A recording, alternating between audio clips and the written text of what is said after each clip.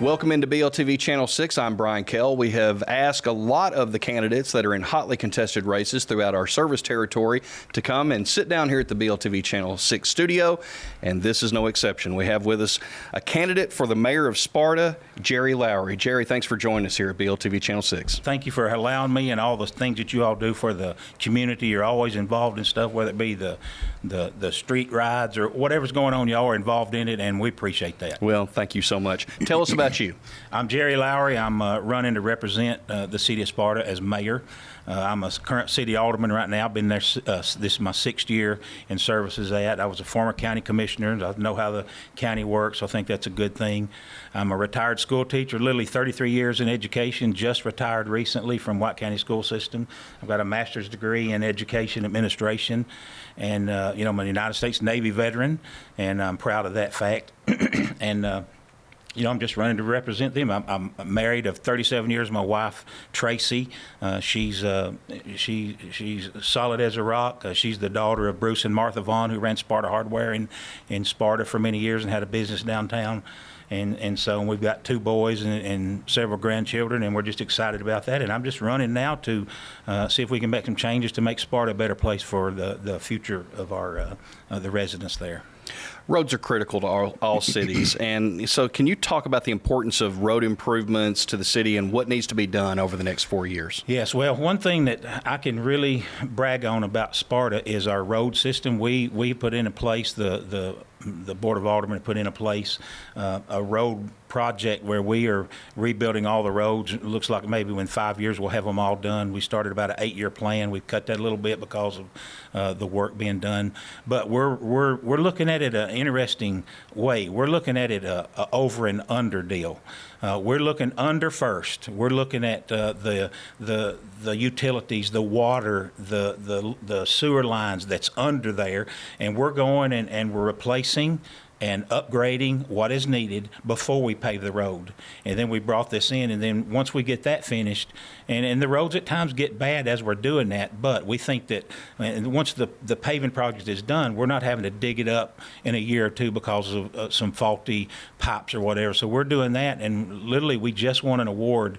We received it last night that Tennessee Municipal League gave us, our Public Works, our director, Dillard Quick, an award for the road, the stuff they're doing on the roads under the surface before we pave over the surface. And we're about halfway through it right now in Sparta, and our goal and our plan is we want to have the best roads in the state of Tennessee, and we're headed that direction. So we're really proud of our road project right now, and people like it too. Yeah. Revitalization seems to be a topic all over the nation. A lot of times with cities, it's an ongoing project that can last for years and years and years. Can you talk about, do you see any more revitalization that needs to be done to Sparta to add to or to revitalize? Just kind of talk about that. Absolutely. One thing that we've got to do, we've got to get the downtown area is an interesting place, and it's in our historical area. We've got some guidelines. We're looking at new guidelines for that to keep everything looking historic, and that's what we're doing currently, and we're about to put that all together. But we need some community involvement first to find out what the people want and what they will support, because too often, we can't confuse growth with stagnation. For instance, if we have a building here that has a business in it and it goes out, and I'm sure it happens here in Warren County in all areas. And this building this business goes out, and then we replace it with a business. We've really not grown. We're just back to zero because we replaced something that we've lost. So we've got to confuse that. We've got several buildings in the Sparta area that are empty right now, and that we need to be looked at. So we've got to get some community involvement and find out what matters to the people and what will they support in that area. The second thing we need to do is join together with the city, the county, and the residents to make a plan, to formulate this plan so we can see what direction we need to go and what they are willing to support and what we need. And I think if we can get the community involved, oftentimes government just, we're going to do this. And it doesn't flow well and the community doesn't support it. But if we get the community involved in the front end, I think that'd be better. And then we got to put action, and that's where the government comes into place. We need to look at the funding sources. We need to look at whether it be, can we do this with grants? Can we do this with the general fund? Can we do how can we get this done and get everybody involved and make that? And there are several things in Sparta in the downtown area that would revitalize that area. For instance, we've got the Odom's Theater down there. I want to rebuild that. It's right now it's just a little facade of a building, and it's got a little meeting place in it. And the theater part was tore down. I think a park theater here and the one in Crossville, that they have community events, concerts, plays, you name it. There's stuff going on down there, and I think, and that draws people to the area. And I think Sparta needs to look at that, and we've not done it. And I believe that there are art grants out there that we might could get that done and rebuild that. We also need to look at some recreation stuff for our youth. There's things that people want good paying jobs. People want safe neighborhoods and schools, and they want something to do when in their time off. And so we need to look at some recreation areas. Splash pad, this White County government did a really neat survey of the residents, and they said, we'd like to have some recreational stuff, maybe a splash pad for the kids, and we looked at that, and so that's something that we need to look at and put some feet into and do that. And also we need to enhance we've done great with our roads, but we need to enhance our sidewalk systems and make them more bike friendly, pedestrian friendly. We need to mark and put some good signage up on our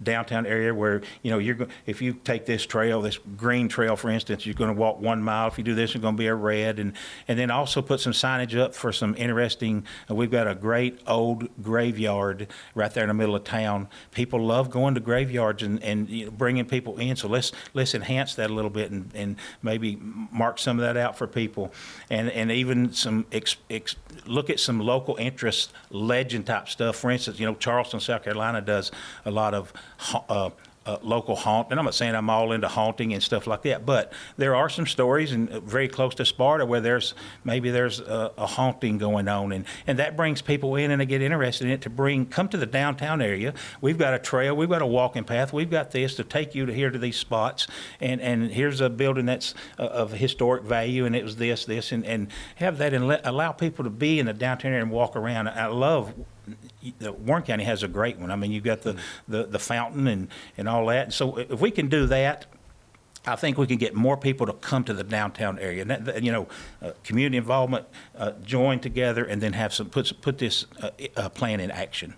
Industry is always important, an important topic in every city. And so is there more that can be done to bring more business to Sparta and maybe even diverse businesses to Sparta? Talk on that. Yes, there's, we've got to build.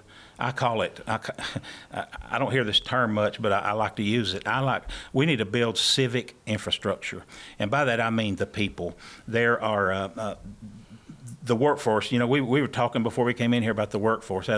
Every business around here has got a help wanted sign, or we can't find workers, or I was at a restaurant the other day and they had a sign that said closed due to staffing. We can't serve you today.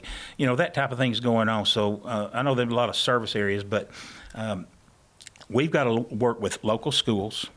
We've got to look at community schools, even the college levels, the high schools, college levels. And we've got Motlow here. We've got the high schools, and Cookville's got Tennessee Tech. And we need to talk to these schools and all the high schools in the area, White County High School, and see if we can start training people to look at future business, have a greater awareness of future entrepreneurship, if you will.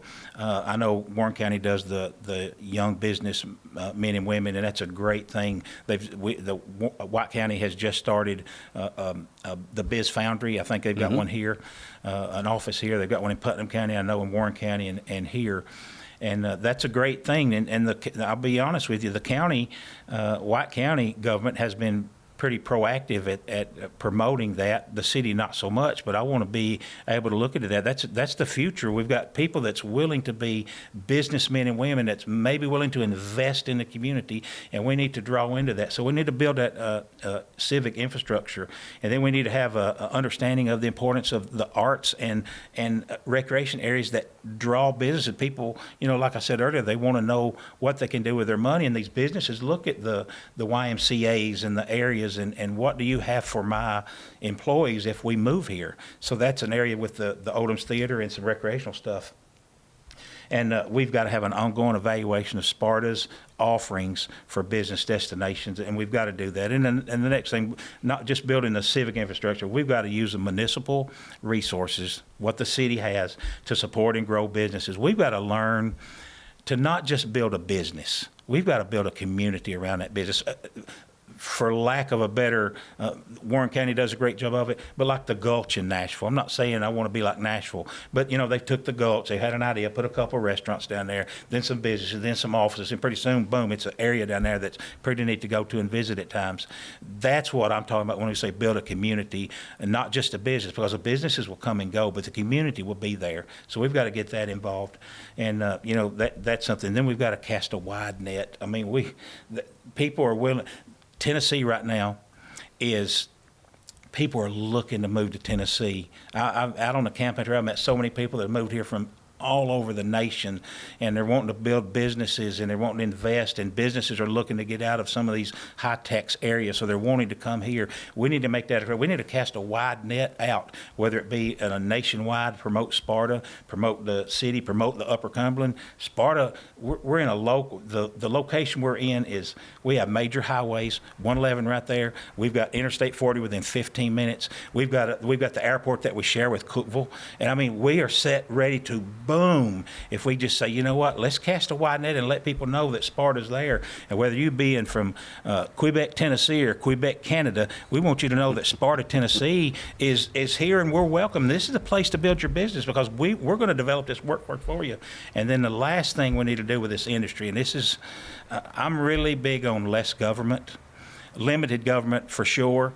We need to sometimes get government out of the way. We've got to evaluate the rules and regulations that stifle growth. And a lot of times business will say, I will come to Sparta, but you've got this regulation, or I will come to Warren County, but this regulation. And we need to look at that. And if it's stopping growth in business and industry, we really need to attack that and check it and get government out of the way. It's important to build relationships, or I guess I should say, is it important to build relationships when it comes down to a city board with everyone on the board, or just the ones that share your vision? Talk about, if you become mayor, what your relationships will look like and how you're going to go about that. The worst thing we can do is have a bunch of yes men in the area, and we can't have that. I want people to be able to counter. Jerry, that's not a good idea. And let's sit at the table and let's discuss it. And we don't need everyone to agree on everything. It's good to have that. And then we sit at the table, we work out a compromise, and then we put that action into place to the betterment of the community. When it comes down to the budget that's been set, what are the best parts of that budget in your opinion, and what are things that may fall short in this year's budget? The budget, the pro of our budget is the roads. I mean, it's rocking. We're doing a good job with that. The cons, we've lost 9 employees. It seems like every city council meeting we have, we're taking applications for another, whether it be a lineman or a water operator or a street worker or whatever. We've lost 9 people in the last 6 months, and we're losing them to other private sectors, to big box stores and stuff for wages. We've got to look and be competitive in our wages, because people want better wages, and we've got to be competitive. We're training them. We need to keep them. Okay.